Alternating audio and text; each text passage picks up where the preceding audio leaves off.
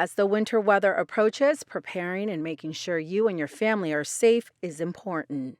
National Weather Service meteorologist Brian Garcia issues winter weather warnings and forecasts and monitors weather to make sure folks stay safe. We would work with Contra Costa County Office of Emergency Services to make sure that they have the information that they need in order to get the community prepared for any incoming storms.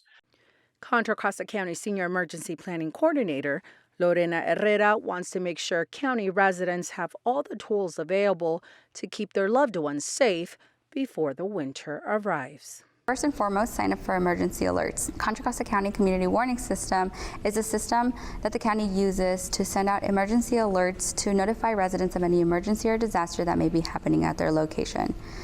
Second is to make a plan.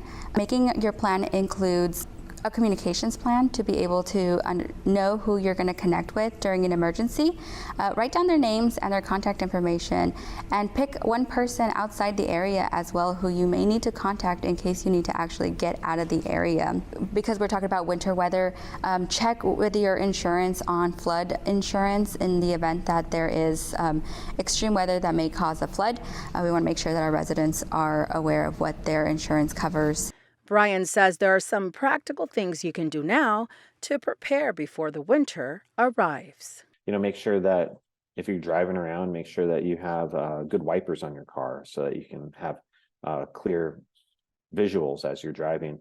Make sure you have good headlights because we have short days in the winter. Make sure that your tires are properly inflated and that you have proper tread on your tires so that you can actually drive through rainy streets without hydroplaning and losing control of your vehicle. Winterization of homes is also really important.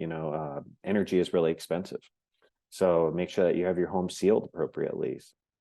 And then one of the big things is, you can prepare for yourself, but not everybody can prepare for themselves.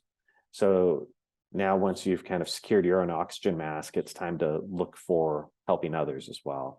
So that kind of plays into the idea of talking to your neighbors, making sure that your family members, young and old, are taken care of as well, that they have the things they need in order to appropriately get through the winter months. Lorena says creating an emergency kit is key to staying ahead of this year's winter storms. There are a lot of things that you could put in a starter emergency kit, but some of the main important items that you want to have are water and food. You want to have non-perishable food, such as canned goods, and if you don't have a can opener, you want to make sure that you have an easy open. Other things that you want to consider are personal hygiene items, such as baby wipes in case that you don't have any access to restrooms or being able to wash. In an emergency, it can get stressful. You want to make sure that your kids are able to be entertained so that it can be a little less stressful during a time. Another important item that we want to have is flashlights. So in case that there is a power outage and we need to be able to look around, we want to make sure we have some flashlights and also batteries, backup batteries or rechargeable batteries for our flashlights.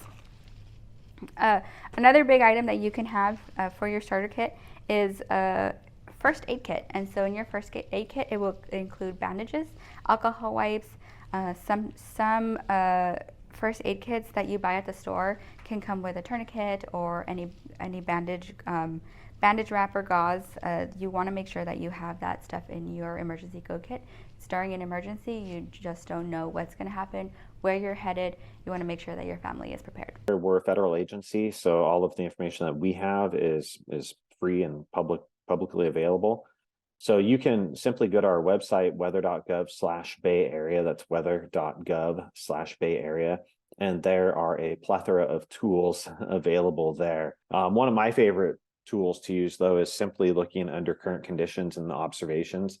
And it's effectively a map that gives you GIS type layers of different observations across the area. So in the winter, I like to watch the wind and I like to watch the precipitation as it comes in across the numerous weather stations. But, you've really got to inform yourself of what your hazards are.